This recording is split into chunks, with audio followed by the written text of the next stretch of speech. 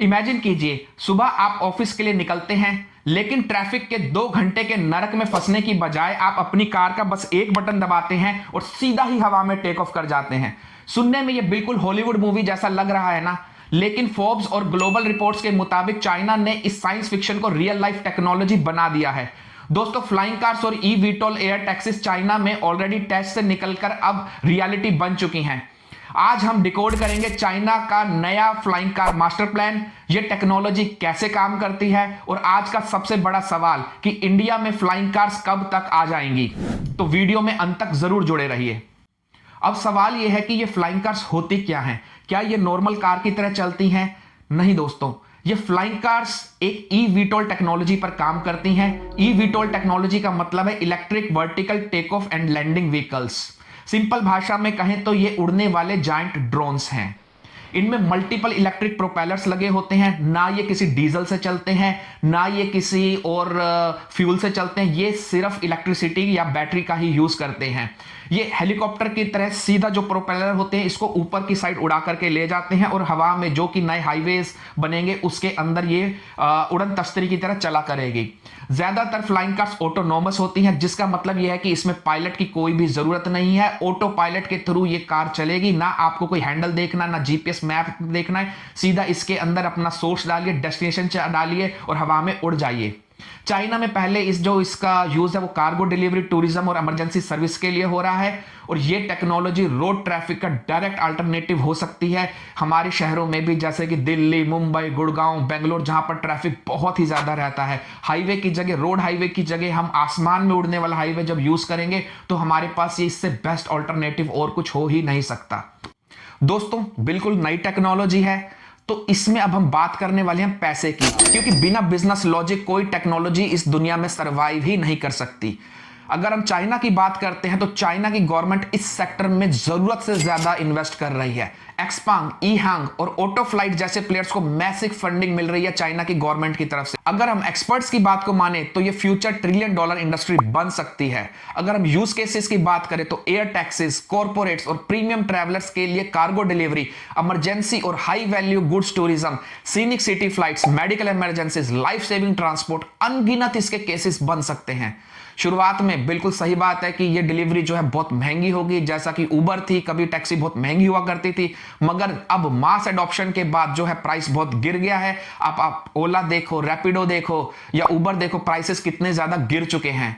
तो ऐसे ही शुरू में ये महंगी रहेगी, मगर बाद में ये एयर टैक्सीज आम जनता की पहुंच तक भी पहुंच जाएंगी। मगर ये बात तो सच है, अगर हम एक्सपर्ट्स की माने, ये $1 बिलियन या फिर $1 ट्रिलियन आने वाली इंडस्ट्री है। दोस्तों, अब चाइना की बात तो बहुत हो गई। उसने तो कर दिखाया जो करना था, वो तो टेक्नोलॉजी पे काम करता ही है और आने वाली टेक्नोलॉजी को हमेशा वो गले लगाता है। अब हम बात करते हैं इंडिया की। सबसे बड़ा सवाल ये है कि इंडिया में ये फ्लाइंग कार्स कब तक आएंगी। अगर आप सोच रहे हो कि इंडिया इस पे काम नहीं कर रहा तो आप गलत हो, क्योंकि चेन्नई की भी कंपनी द ई प्लेन इस पर काम कर रही है।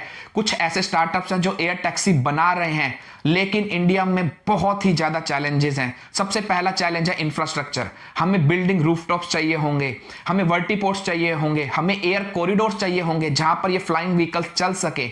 और दूसरा, इंडिया के एयर रेगुलेशन, डीजीसीए को नए रूल्स बनाने होंगे। हमारे रूल्स और एयरलाइन के रूल्स पहले ही बहुत ज्यादा स्ट्रिक्ट हैं, हमें उसको मॉडिफाई करना होगा। और तीसरा, कॉस्ट, क्योंकि इन चीज की जो नई टेक्नोलॉजी है उसकी लागत बहुत ज्यादा है। इंडिया एक प्राइस सेंसिटिव मार्केट है। इससे पहले फ्लाइंग कार्स हो सकता है कि सिर्फ कॉर्पोरेट या इमरजेंसी यूज तक ही लिमिटेड रहेंगी, बट फ्यूचर में ये ट्रैफिक का परमानेंट सॉल्यूशन बन सकता है। दोस्तों, हर फ्यूचर टेक्नोलॉजी के अपने ही चैलेंजेस होते हैं। अगर हम इलेक्ट्रिक कार्स की बात करें तो हमने कितने चैलेंजेस देखे। हमें जगह जगह पर कार को चार्ज करने के लिए पोर्ट्स की जरूरत थी। एक नया इंफ्रास्ट्रक्चर डेवलप किया गया। बैटरी लाइफ कम होती थी, फिर बैटरी लाइफ को बढ़ाया गया। पहले कार सिर्फ 150 या 200 किलोमीटर चलती थी, फिर बढ़ा करके उसके 400 या 600 तक ले जाया गया। ऐसे ही इस टेक्नोलॉजी में भी सबसे बड़ी जो दिक्कत आने वाली है वो है बैटरी लाइफ की, क्योंकि बैटरी लाइफ किसी भी चीज की लिमिटेड होती है। हमें फ्रीक्वेंट चार्जिंग की जरूरत होती है। और क्योंकि ये जो है उड़ेगी हवा में, सेफ्टी स्टैंडर्ड्स एविएशन के बहुत ही ज्यादा स्ट्रिक्ट होते हैं। एक भी एक्सीडेंट जो होता है वो पब्लिक का मोराल को बिल्कुल डाउन कर सकता है और इस टेक्नोलॉजी को फेल कर सकता है। फिर इसके बाद अगला कंसर्न आना वाला है नॉइस पॉल्यूशन का। देखिए ये ना कोई डीजल इंजन यूज करता है ना कोई पेट्रोल इंजन यूज करता है। इंजन भले बैटरी से चलता है बट प्रोपेलर्स जो 4 या 5 प्रोपेलर्स लगे होंगे वो थोड़ा बहुत नॉइस पॉल्यूशन जनरेट करेंगे। सोचिए आपकी छत के ऊपर से कोई उड़न तश्तरी की तरह उड़ती हुई कार गई और उसने जो है गड़गड़ गड़गड़ करते हुए नॉइस पॉल्यूशन को जनरेट किया, तो इस तरह की जो भी दिक्कतें आएंगी हमें उसको एड्रेस पहले ही करना होगा। और जो भी एयर ट्रैफिक सिस्टम होता है ना वो बहुत ही कॉम्प्लेक्स होता है, क्योंकि यहां पर एक्सीडेंट के खतरे का किसी भी प्रकार का कोई भी चांस नहीं होना चाहिए, क्योंकि हवा के अंदर जो भी चीज एक्सीडेंट होगा वो सीधा नीचे ही गिरेगा, और नीचे वो खाली जमीन पे गिरता है, किसी बिल्डिंग के ऊपर गिरता है, किसी को कुछ नहीं पता। और हजारों की तादाद में अगर एयर ट्रैफिक सिस्टम होगा तो क्या हम उसको मैनेज कर पाएंगे? क्या हमें सिर्फ ऑटोमेटिक पायलट पे ही डिपेंडेंट रहना पड़ेगा? क्या हम मैनुअल भी इसको ड्राइव कर पाएंगे? दोस्तों आपको क्या लगता है मुझे कमेंट में लिख करके जरूर बताइएगा। और सबसे बड़ा ह्यूमन चैलेंज, आपको क्या लगता है कि लोग कंफर्टेबल होंगे इसे अपनाने के लिए? क्या लोग अपने ऑफिस या रिश्तेदारों से मिलने इस कार पे जाना चाहेंगे? ये सवाल का जवाब हमें सिर्फ टाइम ही दे सकता है, आज हम इसका जवाब नहीं दे सकते। दोस्तों जो मैंने चैलेंजेस बताए, अगर ये चैलेंजेस इंसान ने सॉल्व कर लिए तो हमारे लोगों का फ्यूचर बिल्कुल ही अलग होगा। डेली कम्यूट सिर्फ मिनट में कंप्लीट हो जाएगा, सेकंड में से लेकर के मिनटों में आप अपने घर से लेकर के ऑफिस तक जा पाएंगे। ट्रैफिक जैम्स एक हिस्ट्री बन जाएगा। इमरजेंसी रिस्पॉन्स इतना फास्ट हो जाएगा कि आप फोन करोगे आपको 1 या 2 मिनट में मदद मिल जाएगी। फ्लाइंग कार सिर्फ ट्रांसपोर्ट नहीं, एक नई इंडस्ट्री है, नई जॉब्स को क्रिएट करेगी।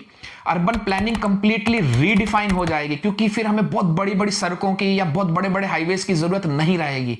चाइना ने तो पहला कदम उठा लिया है और दुनिया उसको देख रही है। इंडिया के पास अभी भी मौका है सही पॉलिसी और प्लानिंग के साथ। ये सिर्फ फ्लाइंग कार्स की कहानी नहीं, ये फ्यूचर इकोनॉमी या टेक्नोलॉजी का ब्लूप्रिंट है। तो दोस्तों आप क्या सोचते हैं, क्या फ्लाइंग कार्स इंडिया का फ्यूचर है या सिर्फ एक एक्सपेंसिव ड्रीम? कमेंट्स में अपनी राय जरूर लिखिए।